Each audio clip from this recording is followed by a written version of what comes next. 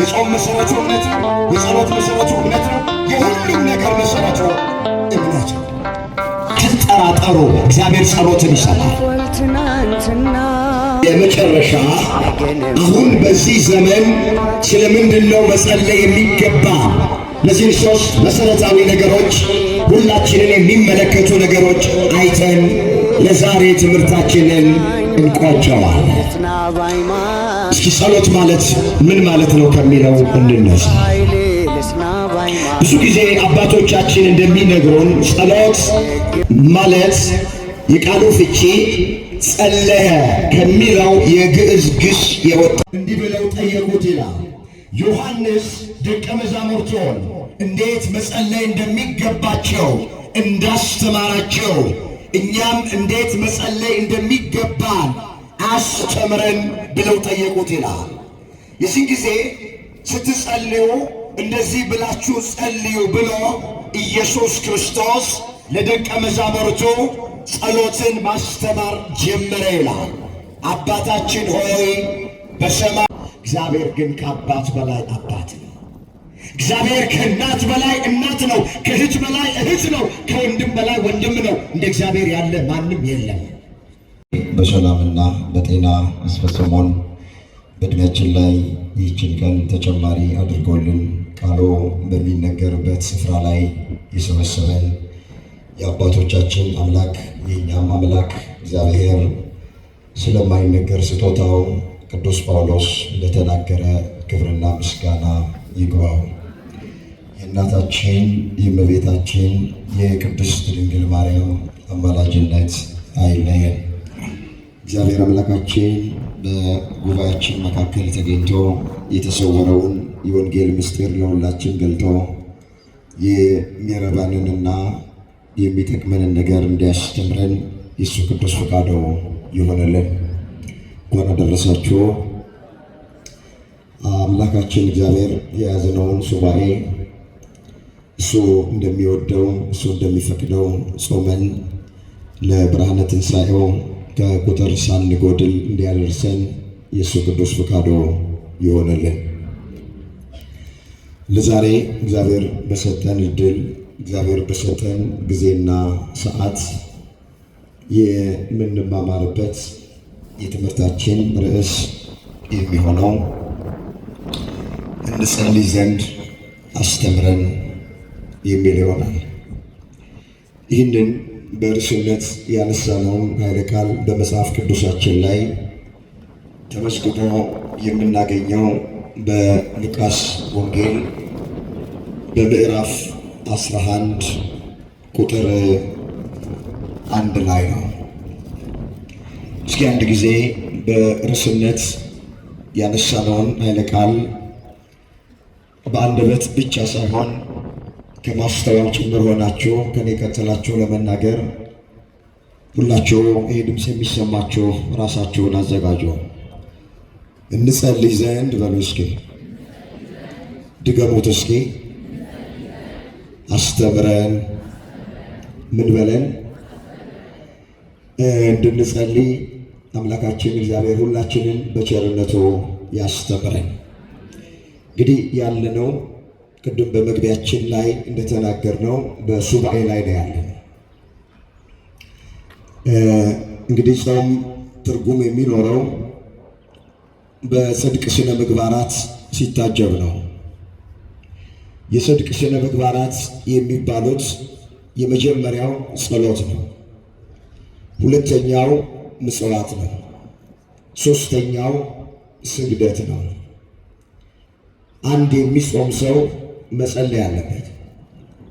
አንድ የሚጾም ሰው መመጽወት አለበት። የሚጾም ሰው ሌላው ለክርስቶስ ስም አቅሙ እንደፈቀደ መስገድ መንበርከክ አለበት።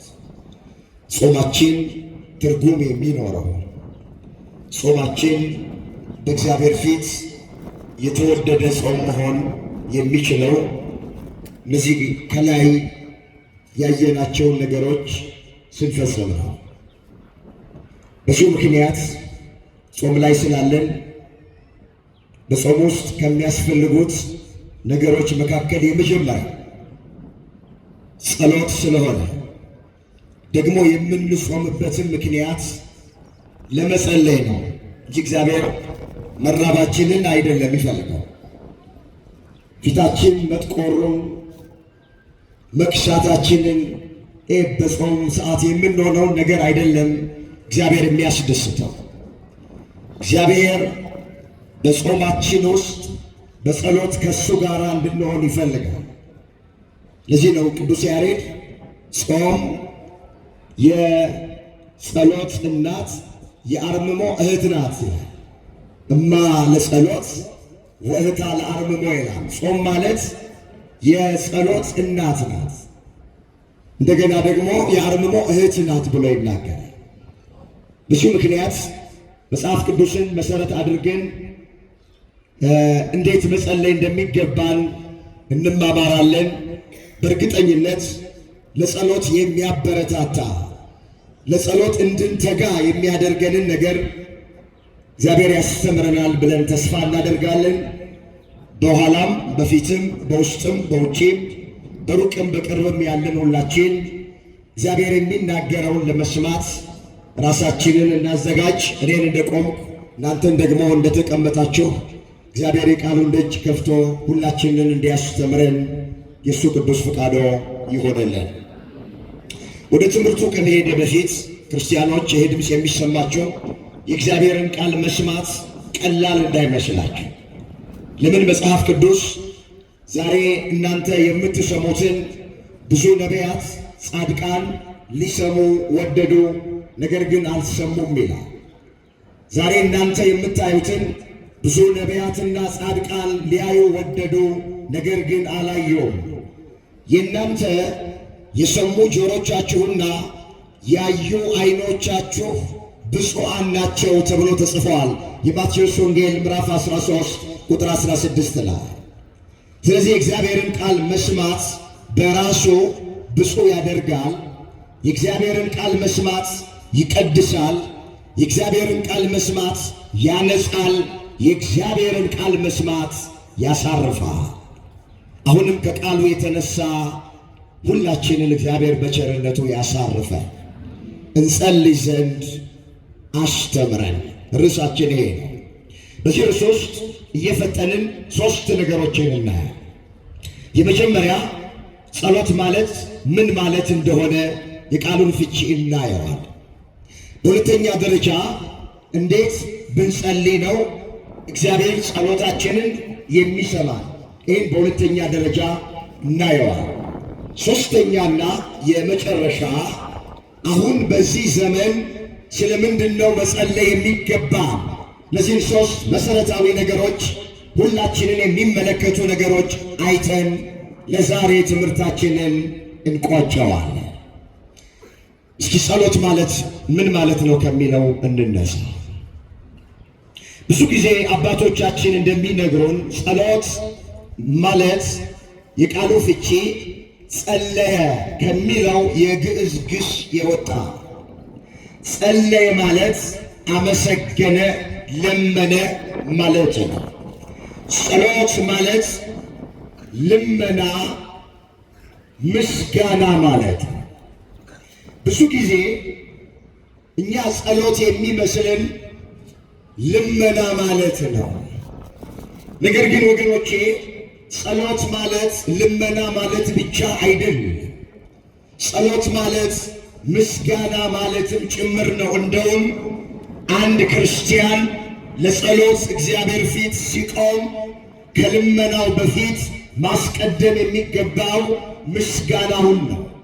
ጸሎት የሚጀመረው በምስጋና ነው። ጸሎት የሚጀመረው ለዚህ ማስረጃችን የሚሆነው በሉቃስ ወንጌል በምዕራፍ 11 ቁጥር 1 ጀምሮ ስንመለከት እንዲህ ተብሎ የተመዘገበ እግዚአብሔር ቃል አለ።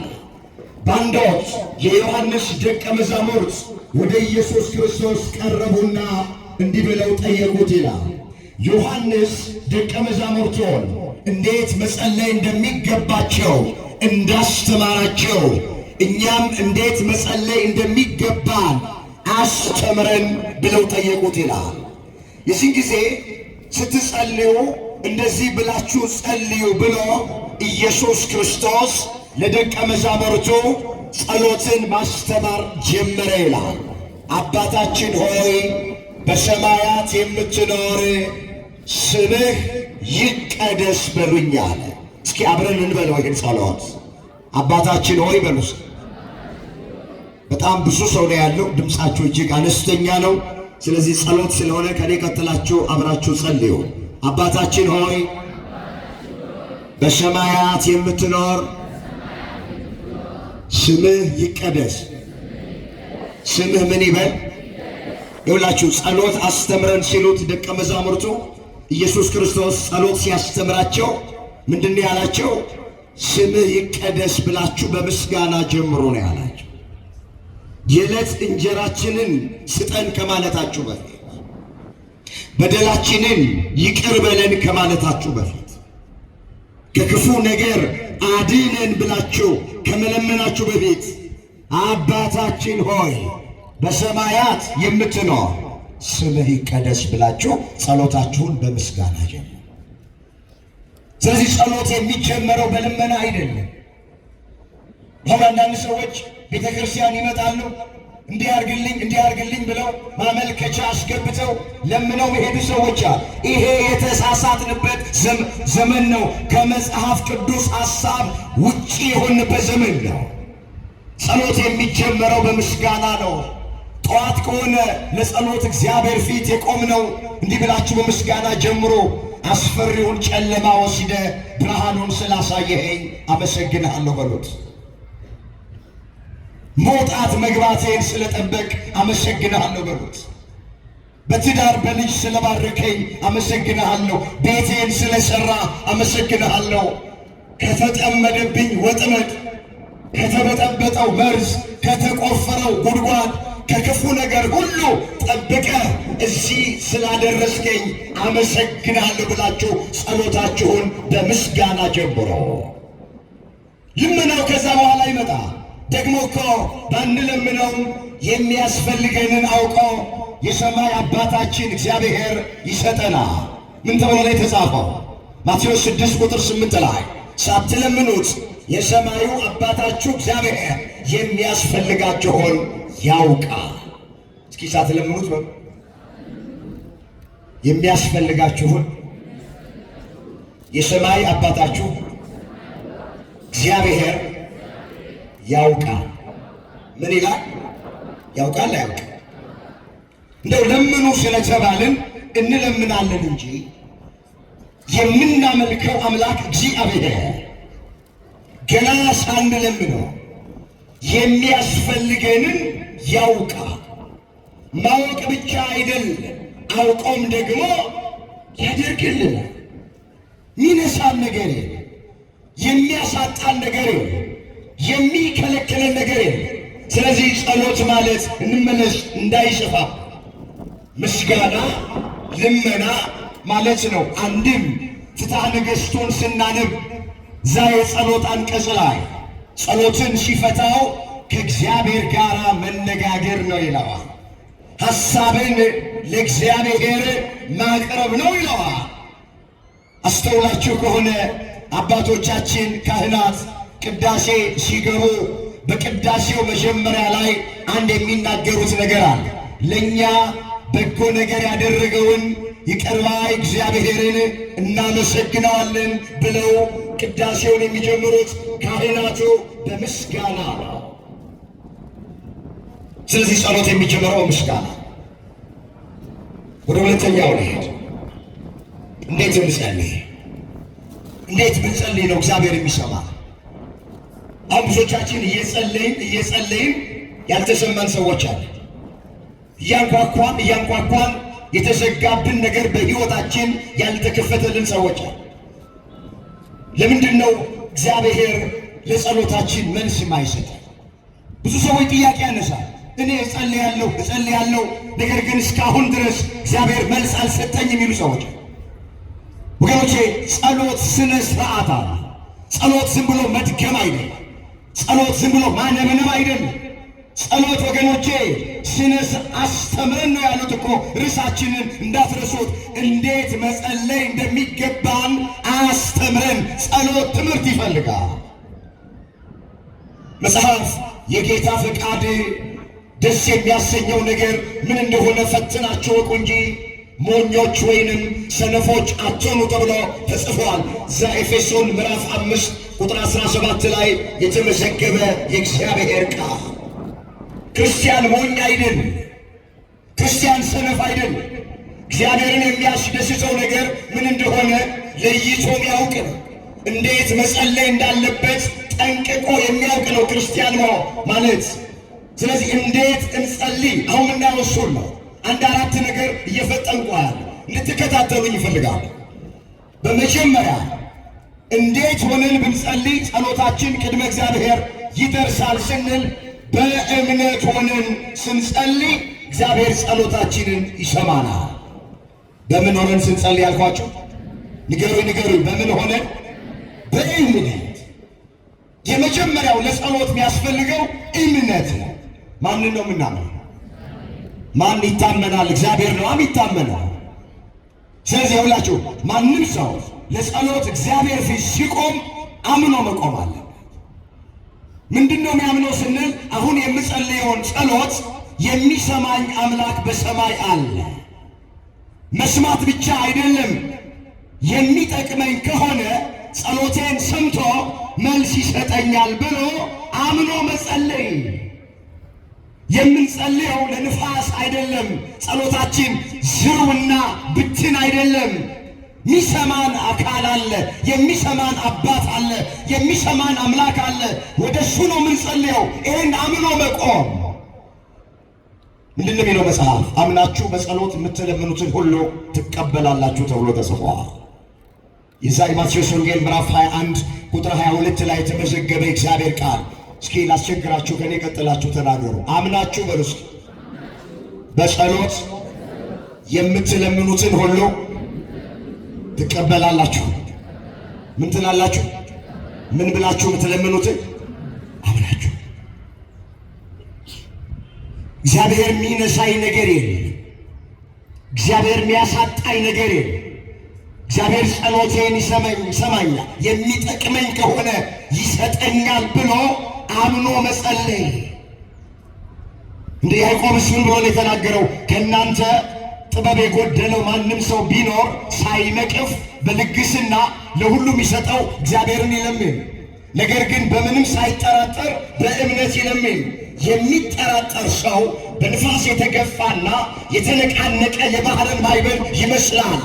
በልቡ ሁለት ሐሳብ ላለው በመንገዱ ለሚወላውል ለዚያ ሰው ከጌታ ዘንድ አንዳች ነገር የሚያገኝ አይምሰለው ተብሎ በቅዱስ መጽሐፍ ላይ ተመዝግቧል። ያዕቆብ 1 ቁጥር 5 ላይ የተመዘገበ የእግዚአብሔር ቃል። በልቡ ሁለት ሐሳብ ላለው በመንገዱ ለሚወላውል ከጌታ ዘንድ አንዳች ነገር አያገኝም። ገበቴ ላይ እንዳለ ውሃ እየወላወልን ንፋስ እንደመታው ሸምበቆ እየተወዛወዝን በሁለት ልባችን እያነከስን እግዚአብሔር ይሰማኝ ይሆን?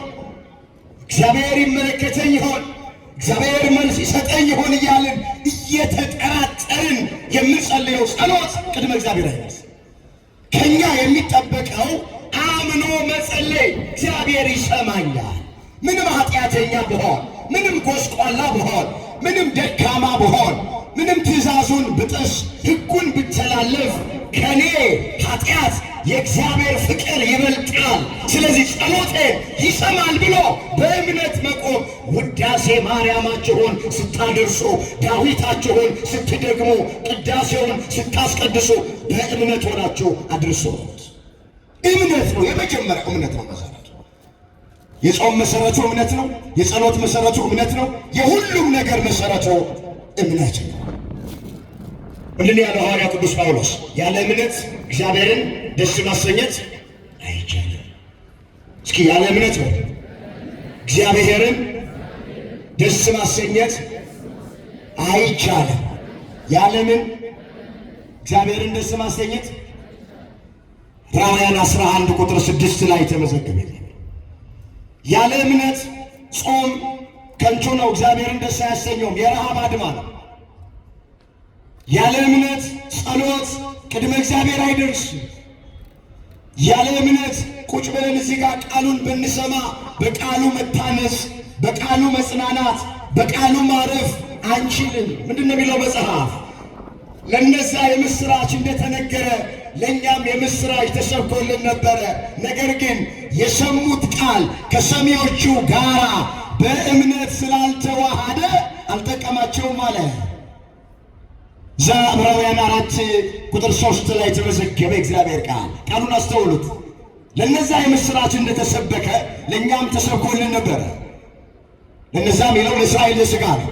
ነገር ግን የሰሙት ቃል ከሰሚዎቹ ጋር በእምነት ስላልተዋሃደ አልጠቀማቸውም። ይሁላችሁ የሁሉም ነገር መሰረት እምነት ነው። እዚህ ጋር ቁጭ ብላችሁ በዚህ በማይመች ስፍራ ላይ ቃሉን ስትሰሙ በእምነት ማሰሙ ከሆነ ልትጽናኑበት፣ ልታርፉበት፣ ጥያቄያችሁ ሊመለስ፣ እንቆቅልሻችሁ ሊፈታ አይችልም። በእምነት መስማት 3 ሰዓት ቆመን ስናስቀድስ በእምነት ማስቀደስ፣ ጸበሉን ስንጠጣ በእምነት መጠጣት፣ እዚህ ጋር ቆመን ስንሰብክ በእምነት መስበክ፣ ስንዘምር በእምነት መዘመር፣ መቅደስ ገብተን ተንሶ ጸልዩ ብለን ስንቀድስ ባካችሁ እንደ ሥራ አንየው። አምልኮት ነው፣ ሕይወት ነው። በእምነት ማገልገል ያስፈልጋል።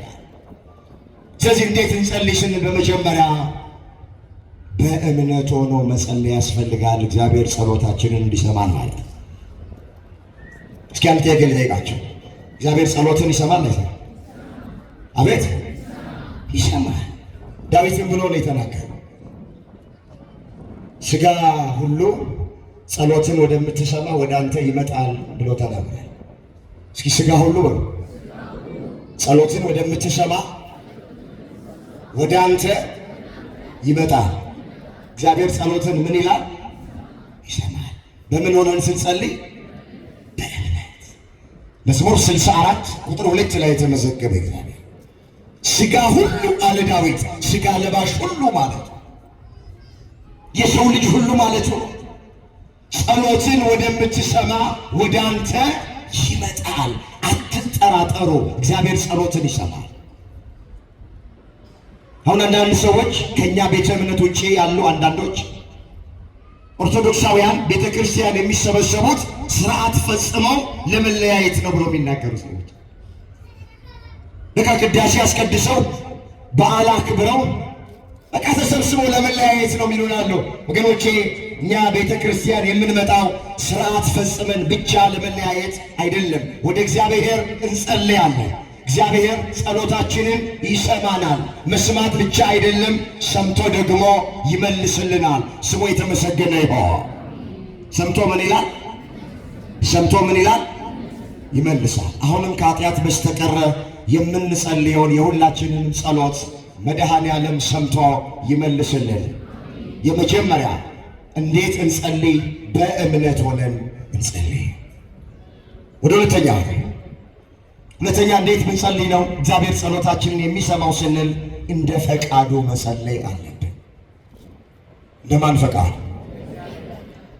እንዲህ ይላል መጽሐፍ፣ በእርሱ ዘንድ ያለን ድፍረት ይሄ ነው፣ እንደ ፈቃዱ አንዳች ነገር ብንለምነው ይሰማናል ተብሎ በአንደኛ የዮሐንስ መልእክት ምዕራፍ 5:14 ላይ ተመዝግቧል።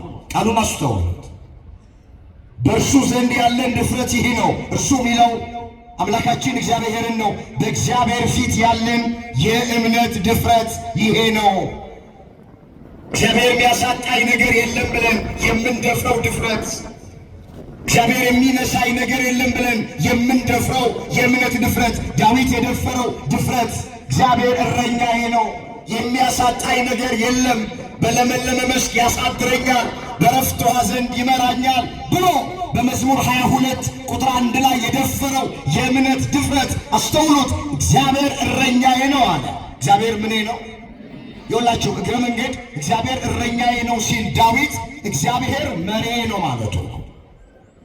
ለምን? መጽሐፍ ቅዱስ የተጻፈው በዕብራውያን ባህል፣ በዕብራውያን ልማድ ነው። በዕብራውያን ባህል ደግሞ እረኛ ከፊት ነው፣ በጎቹ ከኋላ ናቸው። አሁን በእኛ በኢትዮጵያውያን በጎች ከፊት ናቸው፣ እረኛ ግን ከኋላ ነው የሚነዳው። በዕብራውያን እንደዚህ አይደለም፣ በአይሁድ እንደዚህ አይደለም። እረኛው ከፊት ከፊት ይሄዳል፣ በጎቹ ከኋላ ይከተሉታል። ተኩላ ቢመጣ አውሬ ቢመጣ መጀመሪያ እረኛውን ነው የሚያገኙት። እረኛው በነፍሱ ተወራርዶ በጎቹን ይጠብቃል። እኛ ሀገር ተኩላ ከመጣ በጎቹን ነው ነጥቆ የሚወስዳቸው፣ እረኛው ከኋላ ነው። ስለዚህ ላይ እግዚአብሔር እረኛዬ ነው ሲል ዳዊት ዝም ብሎ የጠባቂ ነው ማለቱ ብቻ አይደለም፣ እግዚአብሔር መሪ ነው ማለቱ ነው። መሪያችን ማን ነው? እግዚአብሔር መሪ ከሆነ በሕይወት ምንም አይገጥምም። እግዚአብሔር ቀድሞ ከወጣ በሕይወት ወገኖቼ ሁልጊዜ ታሸንፋለህ። ተራራው ደልዳላ ሜዳ ይሆናል። ባህር ቢገጥም እግዚአብሔር እየከፈለ ውሃውን እንደ ግድግዳ እያቆመ እግዚአብሔር ያሻግረሃል። እግዚአብሔር መሪያችን ነው። እግዚአብሔር ምናችን ነው? ዳዊት እግዚአብሔር መሪ ነው ማለቱ ነው። እግዚአብሔር እረኛዬ ነው ሲል እግዚአብሔር መሪ ነው። መጨረሻ ቁጥር ላይ መዝሙር 22 ስታነቡት ምን ብሎ ጻፈ ዳዊት? ቸርነትና ምሕረትህ ይከተሉኛል። እስኪ ቸርነትና ምሕረትህ ይከተሉኛል። ዳዊት እግዚአብሔርን ይከተላል፣ ቸርነትና ምሕረት ደግሞ ዳዊትን ይከተለዋል። አሁን እኛ ቸርነትና ምሕረትን ነው የምንከተለው። ቸርነትና ምሕረት እኛ አይደለም የሚከተልን፣ በረከት ፍለጋ የሆነ ነገር ገንዘብ ምናምን ነው የምንከተለው። እኛ ያስቀደምነው እሱን ነው። መሪያችን እሱ ነው። አሁን የብዙዎቻችን ባካችሁ መሪያችሁን እግዚአብሔር አድርጎ በረከት ምናምን የምትሉት ነገር እናንተን ከዛ በኋላ ይከተላችኋል፣ ይፈልጋችኋል። እሱ እንመለስ እንዳይሰፋብኝ። በእርሱ ዘንድ ያለን ድፍረት ይህ ነው አለ መጽሐፍ፣ እንደ ፈቃዱ አንዳች ነገር ብንለምነው ይሰማል። እንደምኑ እንደማፈቃድ በቃ ይላችሁ። ጸሎት እንደ ራስ ፈቃድ ሳይሆን የሚጸለየው እንደ እግዚአብሔር ፈቃድ። እኔ ያልኩት ካልሆነ ሳይሆን የሚባለው አንተ ያልከው ይሁን ነው የሚባለው። ጸሎት ትዳራችሁን በእግዚአብሔር ፈቃድ ጀምሩ፣ መስርቱ። የውጭ ጉዳይ ያለባችሁ ሰዎች ፈቃድ ከሆነ አሳካው፣ ፈቃድ ካልሆነ ዝጋው። እንደ ብዙዎቹ እኮ አረብ ሀገር እየሄዱ ከፎቅ ላይ ተወርውረው ሞተዋል። ብዙዎቹ እኮ አሜሪካ ሄደው ራሳቸውን በገመድ አንጠልጥለው ገለዋል፣ በመርዝ አጥፍተዋል ራሳቸውን እኮ። የእግዚአብሔር ፈቃድ ካልሆነ ወገኖቼ እንጎዳበታለን፣ አንጠቀምም። አሁን አንዳንዶች በትዳራቸው ደስተኛ አይደሉም። በራሳቸው ፈቃድ ዘው ብለው ገብተው የእግዚአብሔርን ፈቃድ ሳይጠይቁ ውበትን አይተው ገንዘብን አይተው ቤት መኪና ምናምንን አይተው ገብተው ብዙዎቹ በትዳራቸው ማረፍ አቅቷቸዋል። ቤት ለትዳር መስፈርት አይሆንም። መኪና ለትዳር መስፈርት አይሆንም። ቤት አለ ወይ ትላለች። ቤት ሰርቷል ወይ? ቤት የሰራ ባል ከተገኘ ጥሩ ነው፣ ግን ቤት ሰርቶ እሱ ካልተሰራ ምን ይጠቅምሻል? መኪና ገዝቷል ወይ? መኪና ያለው ባል ከተገኘ ጥሩ ነው፣ ግን መኪና ገዝቶ ራሱን ካልገዛ ምን ይጠቅምሻል? ብዙ መኪና የገዙ ራሳቸውን ያልገዙ ሰዎች አሉ። ትላልቅ መኪና የሚያሽከረክሩ፣ ትላልቅ መኪና የሚነዱ፣ ነገር ግን መኪና ገዝተው ራሳቸውን ያልገዙ ሰዎች አሉ። ታውቃላችሁ፣ ከተማን ከሚገዛ ራሱን የሚገዛ ይበልጣል ብሏል ጠቢቡ ሶሎሞን። አሁን እኮ አንዳንድ ሰው ጥሩ ነው ብላችሁ ስትሉ ቆይ ጥሩ ነው ስትል መኪና ይዞ ነው ወይስ መኪና ሳይዝ ነው ይባላል። ሰው ይቀይራል።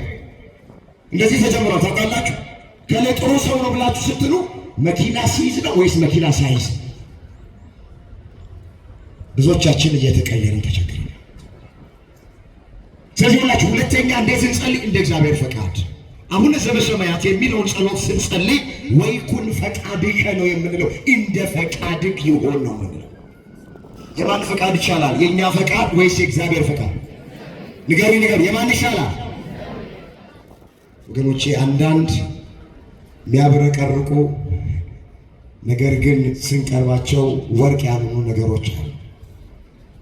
አንዳንድ ሜዳ የሚመስሉ ስንደርስባቸው ገደሎች አሉ። እኛ ሁሉ የሚጠቅመን ይመስሉናል። ሁሉም ነገር እኛ በጎ ነገር መልካም ነገር የሚጠቅመን ይመስለናል። ስለዚህ ስትጸልዩ ይሄ ነገር ካልሆነ አትበሉ። ፈቃድ ከሆነ ስጠኝ አድርግልኝ፣ ፈቃድ ካልሆነ ከኔ አርቀው ከፊቴ ዘወር አድርገው በሉ። ይሄ ነው እንደ እግዚአብሔር ፈቃድ መጸለይ ማለት። ፈቃዱ መሆኑን እና አለመሆኑን በምን እናውቃለን ሲባል ሚዛኑ የእግዚአብሔር ቃል ነው። ሌላ ነገር አትፈልጉ። ብዙ ሰዎች ይጠይቃሉ የእግዚአብሔር ፈቃድ እንደሆነና እንዳልሆነ በምን መለየት ይችላል? በመጽሐፍ በቃሉ ሌላ ነገር አይጻፍልንም። እግዚአብሔር ደስ የሚሰኝበት ከሆነ ፈቃዱ ነው። በጎ ነገር ከሆነ ፈቃዱ ነው። እንደ ሐሳቡ ምንጸልይ ከሆነ ፈቃዱ ነው። እንደ ፈቃዱ ከጸለይን ደግሞ እግዚአብሔር አፋጣኝ መልስ ይሰጠናል፣ ይመልስልናል።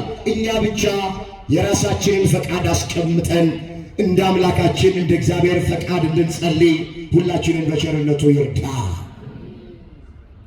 መጽሐፍ ለእናንተ ማስባትን ሐሳብ እኔ አውቃለሁና ፍጻሜና ተስፋ እሰጣችሁ ዘንድ የሰላም ሐሳብ እንጂ ክፉ ነገር ስለ እናንተ አላስብም። እናንተ ትለምኑኛላችሁ፣ እኔም ደግሞ እሰማችኋለሁ ተብሎ ተጽፏል። ኤርምያስ 29 ቁጥር 11 ላይ። እስኪ ቃሉን ከኔ ቀጠላችሁ ተናገሩ። ለእናንተ በሉ እስኪ የማስባትን ሐሳብ እኔ አውቃለሁና ፍጻሜና ተስፋ እሰጣችሁ ዘንድ የሰላም ሐሳብ እንጂ ክፉ ነገር ስለ እናንተ አላስበም። ወገኖች አንድም ቀን እግዚአብሔር ለእኛ ክፉ ነገር አስቦ አያውቅም። ሁልጊዜም ለፍጥረቱ ለልጆቹ እግዚአብሔር የሚያስበው የሰላም ሐሳብ፣ በረከት ነው የሚያስበው፣ ጤንነት ነው የሚያስበው፣ ደስታ ነው፣ እርካታ ነው የሚያስበው። ለእናንተ ማስባትን ሐሳብ አውቃለሁ፣ ፍጻሜና ተስፋ እሰጣችሁ ዘንድ የሰላም ሐሳብ እንጂ ክፉ ነገር ስለ እናንተ አላስብም። ስለዚህ እኛ እንደ ፈቃዱ መቃጠል። ዳዊት ምን ብሎ ነው የተናገረው? አቤቱ አንተ አምላኬ ነህና ፈቃድህን ለማድረግ አስተምረኝ ብሎ ጸልየዋል። መዝሙር 142 ቁጥር 10። እስኪ አቤቱ አንተ አምላኬ ነህና ፈቃድህን ለማድረግ ድገሙት፣ ፈቃድህን ለማድረግ አስተምረኝ። ምን በለኝ? ፈቃዱን እንድናደርግ እግዚአብሔር ሁላችንን በቸርነቱ ያስተምረን። የማን ፈቃድ ይሻላል? የማን ሐሳብ ይሻላል? ትዝ ይላችኋል ጌታችን እንደነገ በመስቀል ላይ ሊሰቀል በዋዜማው የጸለየው ጸሎት ስለ ፍቃድ ስናነሳ ለይተን የማንተው ቃል አባት ሆይ አለ፣ ፈቃድ ከሆነ እቺ ጽዋ ከኔ ትለፍ፣ የኔ ፈቃድ ሳይሆን ያንተ ፈቃድ ይሁን ብሎ ጸለየ። የማቴዎስ ወንጌል ምዕራፍ 26 ቁጥር 41 ላይ አባት ሆይ አለ፣ ፈቃድ ከሆነ ይቺ ጽዋ ከኔ ትለፍ አለ። በጽዋ የመሰለው ሞቱን ነው። ነገ የሚሞተው ሞት ነው ጽዋ ያለው።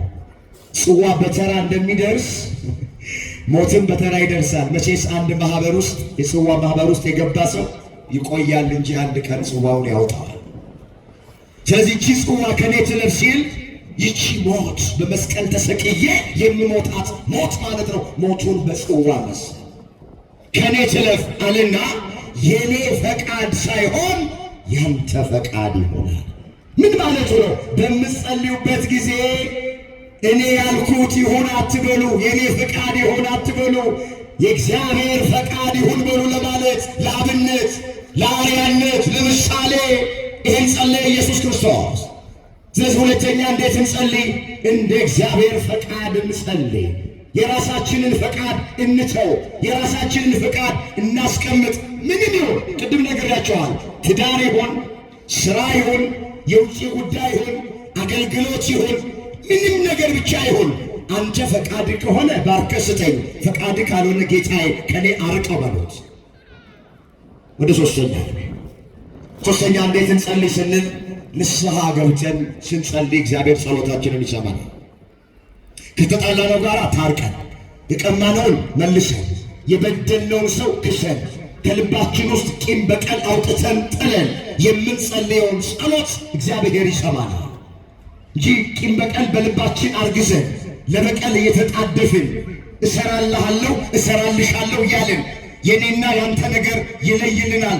አሁን እቺ ጾም ይዛይ ነው፣ ጾማ ትፈታ። የኔና ያንቺ ነገር ይለይልናል።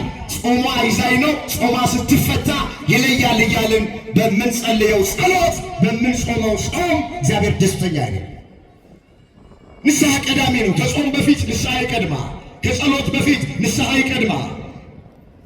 እንደ ቆሸሽን እንደ ተዳደፍን ሆነን የምንጸልየው ጸሎት ቅድመ እግዚአብሔር አይደርስም። የሁላችሁ መጽሐፍ እንደዚህ ይላል። ኢሳይያስ 59 ቁጥር 1 ላይ እነሆ የእግዚአብሔር እጅ ከማዳን አላጠረችም፣ ጆሮም ከመስማት አልደነቆረችም። ነገር ግን በደላችሁና ኃጢአታችሁ በእናንተና በአምላካችሁ ፊት ለይታለች፣ ጸሎታችሁንም እንዳይሰማ ኃጢአታችሁ ከለከለቻችሁ ነው።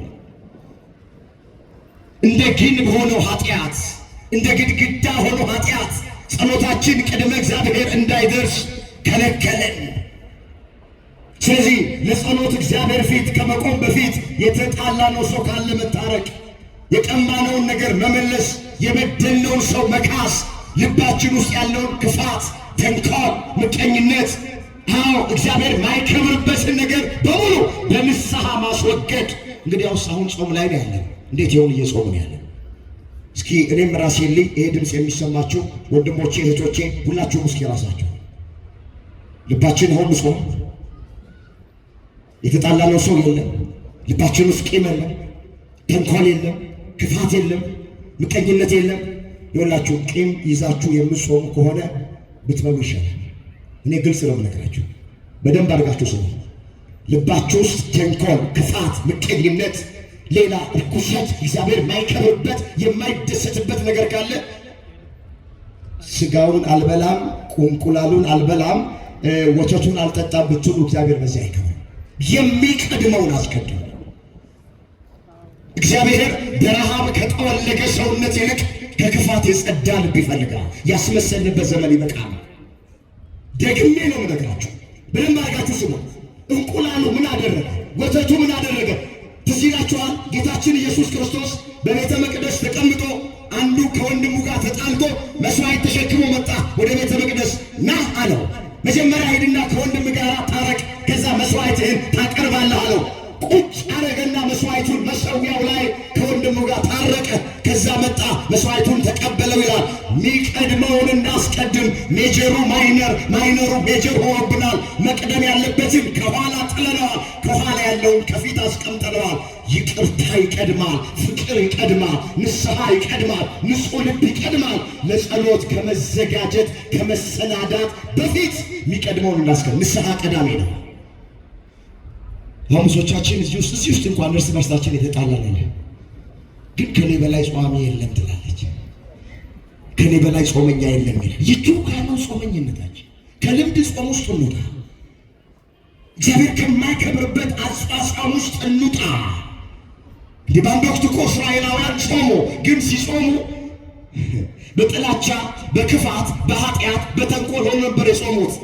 እግዚአብሔር ጾማቸውን አልተቀበላቸውም። ምን አሉ ይላል እዛ ኢሳይያስ 58 ቁጥር 3 ላይ ስለምን ጾምን አንተም አልተመለከትከንም አሉት እግዚአብሔርን። እግዚአብሔር እንዲህ አላቸው፣ ለክፋት፣ ለጠብ፣ ለክርክር፣ ለጥላቻ፣ ለኃጢአት ትጾማላችሁ። እንዴት ጾማችሁን ልስማ አለ። እኔ የመረጥኩት ጾም እንደዚህ አይነት ጾም አይደለም ብሎ እሱ የመረጠውን ጾም ነገራቸው ይላል። ለተራበ ታጎርሱ ዘንድ፣ ለተጠማ ታጠጡ ዘንድ፣ ችግረኛውን ወደ ቤታችሁ ትቀበሉ ዘንድ፣ በፍቅር ሆናችሁ፣ በሰላም ሆናችሁ፣ በትህትና ሆናችሁ እንድትጾሙ ነው የምፈልገው። እኔ የመረጥኩት ጾም እንደዚህ አይነት ጾም ነው ብሎ ለእስራኤል ተናገረ። ለጊዜው ለእስራኤል ይናገረው እንጂ ለፍጻሜው ለእኛ የሚነገር ቃል ነው። እየጾምን መልስ ያጣንበት ምክንያት አጽዋጽማችን ችግር አለው። እርስ በርሳችን የተጣላን፣ አንዱ ለአንዱ ወጥመድ እያጠመደ ጉድጓድ እየቆፈረ ወገኖቼ የእንቅፋት ድንጋይ እያስቀመጥንለት ጠብ፣ ክርክር፣ ጥላቻ ውስጥ ገብተን በጎጥ በምናምን ተለያይተን የምንጾመው ጾም እግዚአብሔር አይከብርበትም፣ እግዚአብሔርም ደስ አይለው። ግን ንስሐ ገብተን እንድንጾም እግዚአብሔር ሁላችንን ይርዳ። ንስሐ ገብተን እንድንጸልይ እግዚአብሔር ሁላችንንም ይርዳ። ይኸውላችሁ ንስሐ ድንጋይ መፍለጥ ወይም ጉድጓድ መቆፈር አይደለም። አውቀን በድፍረት ሳናውቅ በስህተት የሰራነውን ኃጢአት አባቶቻችን ካህናትን ምስክር አድርገን እግዚአብሔርን ዳኛ አድርገን መናዘዝ ነው። ልክ ስንናዘዝ የትኛውንም ኃጢአት እግዚአብሔር ይቅር ይላል። እግዚአብሔር ምን ይላል? አሁንም ይቅር ይበለን ሁላችንንም። በቃ ይህን ማድረግ ነው። ታዲያ ምንድን ነው የሚከብደው? አሁን ብዙ ሰው እሞታለሁ ብሎ እድር ይገባል። እሞታለሁ ብሎ ግን ንስሐ አይገባም። እድር የሚያስጨንቃቸውን ያክል ብዙ ሰዎች ንስሐ ያስጨንቃቸው። ስለዚህ ኦርቶዶክሳውያን ጾማችን ትርጉም እንዲኖረው በእግዚአብሔር የተወደደ እንዲሆን ጸሎታችን ቅድመ እግዚአብሔር እንዲደርስ ልባችን ውስጥ ያለውን ቂም፣ በቀል፣ ክፋት፣ ተንኮል፣ ምቀኝነት አውጥተን እንጣል። በንጹህ ልብ ሆነን እንጸልይ። በንጹህ ልብ ሆነን እንጹም። ያን ጊዜ እግዚአብሔር ጸሎታችንን ይሰማል። እዛ የዮሐንስ ወንጌል ምዕራፍ 9 ቁጥር 31 ላይ ኃጢአተኞችን እግዚአብሔር እንደማይሰማ እናውቃለን። ኃጢአተኞችን ሲል ስለሰሩት ኃጢአት ንስሐ ያልገቡትን ለማለት ነው እንጂ እግዚአብሔር ኃጢአተኞችን አይጠላም። ታውቃላችሁ፣ እግዚአብሔር የሚጠላው ኃጢአትን ነው። እግዚአብሔር ወንጀለኞችን አይጠላም። እግዚአብሔር የሚጠላው ወንጀልን ነው እንጂ ወደዚህ ምድር የመጣው ኃጢአተኞቹን እኛን ፍለጋ እኮ ነው፣ ጻድቃንን ፍለጋ እኮ አይደለም። አሁን እንደዚህ ሲላችሁ አይ እኔ ንስሐ ሳልገባ ብጸልይ እግዚአብሔር ማይሰማኝ ከሆነ ንስሐ ስገባ እመጣለሁ ብላችሁ እንዳታቋርጡት። እንኳን ዘንቦብሽ ድሮም ጤዛ ነሽ። እንኳን እንደዚህ ተብሎ ተነግሮ ይቀርና ሰይጣን ምክንያት ነው የሚለው። አይ በቃ እግዚአብሔር እኮ አስተማሪ፣ ያለዚህ መጾሜ ያለዚህ መጸለዬ ዋጋ ከሌለው ብላ ጠዋት ተነስታ ቁርሷ መብላ ትጀምርልኛለች። ይኸው እግዚአብሔር በመምህር በኩል አድሯት አስተማሪ። ንስሐ ለመግባትም መጸለይ ያስፈልጋል። ጸሎታችሁን እንድታቋርጡ እንድትሰንፉ አይደለም እንነግራችሁ። የሚቀድመውን እንወቀው ነው ሚስጥሩ። እሱ መልእክቱን ያዙልን። የሚቀድመውን እናስቀድም ነው እንጂ አቋርጦ ያለበለዚያ ያለ አይደለም። አራተኛና የመጨረሻው እንዴት እንጸልይ? ሳንታክት እንጸልይ፣ ሳናቋርጥ እንጸልይ። እግዚአብሔር ጸሎታችንን እንዲሰማ መቼ እንደሚመልስልን አናውቅም። መቼ በሕይወታችን የተዘጋብንን ነገር እንደሚከፍትልን አናውቅም። አንድ ነገር ግን እናውቃለን፣ እግዚአብሔር የተዘጋውን ነገር ሁሉ አንድ ቀን ይከፍተዋል። አሁንም ይክፈትልን። መጽሐፍ ምን ይላል? ለምኑ ይሰጣችኋል፣ መዝጊያ አንኳኩ ይከፈትላችኋል፣ ፈልጉ ታገኛላችሁ ነው የሚለው። ማቴዎስ 7 ቁጥር 7 ላይ የተመዘገበ እግዚአብሔር ቃል። ለሚለምን ሁሉ ይሰጠዋል ያሉት፣ ለሚያንኳኳ ሁሉ ይከፈትለታል ያሉት። ከእናንተ መካከል አለ ምሳሌ ሲያመጣ ልጅ አባቱን ወይም እናቱን አለ ዳቦ ቢለምን በዳቦ ፈንታ ጥርስ ይሰበር ብሎ ድንጋይ የሚሰጥ ወላጅ አለ ወይ? እንቁላል ቢለምንስ በእንቁላል ፈንታ ይንደፍ ብሎ እባብ ወይም ጊንጥ የሚሰጥ አለ ወይ? እናንተ ክፉ ሆናችሁ ሳላችሁ ለልጆቻችሁ መልካም ማድረግ ካወቃችሁ የሰማዩ አባታችሁ እግዚአብሔርማ ለሚለምኑት እንዴት አብልጦ አያደርግም? አምላካችን እግዚአብሔር አዎ ከእናት በላይ እናት ነው፣ ከአባት በላይ አባት ነው። እናት ለልጇ ዳቦ ቢለምናት በዳቦ ፈንታ ድንጋይ አትሰጠውም። እንደውም ከዳቦ መካከል እንቦጡን ልስልሱን ነው ለልጇ የምትሰጠው። ለጥርስ እንዲመች አድርጋ የወለደች እናት እንደዚህ ለልጇ ታስባለች። አባትም ቢሆን ልጅ እንቁላል ቢለምነው ቅርፊቱን አንስቶለት በደም የሚመቸውን ነው የሚሰጠው። አባት ነው ወልዶታል። እግዚአብሔር ግን ከአባት በላይ አባት ነው። እግዚአብሔር ከእናት በላይ እናት ነው። ከእህት በላይ እህት ነው። ከወንድም በላይ ወንድም ነው። እንደ እግዚአብሔር ያለ ማንም የለም። ስለዚህ ዳቦ ሰላም ለምነ ነው ድንጋይ ጦርነት አይሰጠን። ዳቦ በረከት ለምነ ነው ድንጋይ መርገም አይሰጠን። ዳቦ በጎ ነገር ለምነ ነው ድንጋይ ክፉ ነገር አይሰጠንም። እኛ ብቻ ጸሎታችንን አናቋርጥ። እኛ ብቻ ሳንታክት እንጸልይ።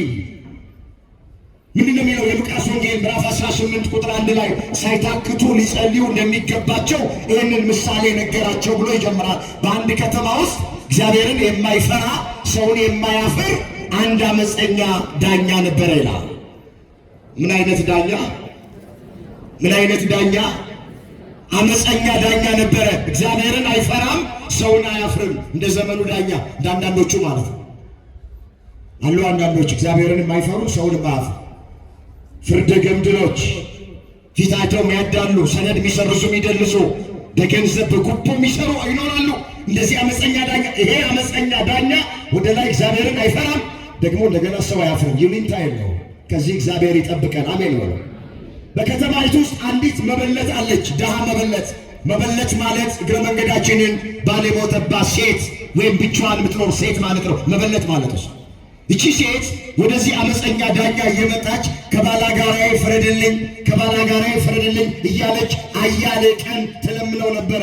ግን እግዚአብሔርን ስለማይፈራ ሰውን ስለማያፍር ሊፈርድላት አልወደደም ይላል። ብዙ ቀን አልፈረደላትም ይላል።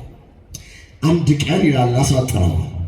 ወደ ልቡ ተመለሰና ይሄ አመፀኛ ዳኛ ምን አለ? ምንም እግዚአብሔርን ባልፈራ ሰውንም ባላፈር እቺ ሴት በየቀኑ እየመጣች ከምትጨቀጭቀኝ ለምን አልፈርድላትም ብሎ ፈረደላት ይላል። ወደ ልቡ ተመለሰ። እግዚአብሔር ወደ ልባችን ይመልሰን። ይኸውላችሁ ሁሉም ይበስላል፣ እንጨት ይጨርሳል እንጂ የጊዜ ጉዳይ ነው። ሁሉም በጊዜ ይማራል። ተማረ። ለምንድን ነው አልፈርድላት አለና ፈረደላት። ከዛ መጽሐፉ ምን ይላል ታዲያ? ዕለት ዕለት ወደ እግዚአብሔር ፊት እየመጡ የሚለምኑትን እግዚአብሔር አይፈርድላቸውምን? በእውነት እላችኋለሁ ይፈርድላችኋል ይላል መጽሐፉ። ዕለት ዕለት እግዚአብሔር ፊት እየመጡ የሚለምኑትን የሚጸልዩትን እግዚአብሔር አይሰማቸውምን? በእውነት እላችኋለሁ ይሰማቸዋል። እቺ ሴት ሳታቋርጥ ሳትታክት ያን አመፀኛ ዳኛ ፍረድልኝ አለችው። አመፀኛው ዳኛ እንኳን ፈረደ። ታዲያ ደጉ አምላክ፣ ሩሩ አምላክ፣ መሐሪ አምላክ፣ ይቅር ባይ አምላክ፣ ፍቅር የሆነ አምላክ ሁሌ ከደጁ ሳንጠፋ ሁሌ ከፊቱ ሳንጠፋ የምንለምነውን ልመና የምንጸልየውን ጸሎት አይሰማንም ብላችሁ ታስባላችሁ? የተዘጋብንን ነገርስ አይከፍትም ብላችሁ ታስባላችሁ? ወንድሞች እህቶች፣ ይህ ድምፅ የሚሰማችሁ ጸሎታችሁን አታቋርጡ፣ ልመናችሁን አታቋርጡ። ከቤተ ክርስቲያን አትጥፉ፣ ከቅዳሴው አትለዩ፣ ከጉባኤው አትለዩ። እግዚአብሔር ጸሎትን ይሰማል፣ ሰምቶ ይመልሳል፣ የተዘጋብንን ነገርም ይከፍታል። አሁንም በሕይወታችን የተዘጋብንን ነገር ሁሉ ይክፈትልን።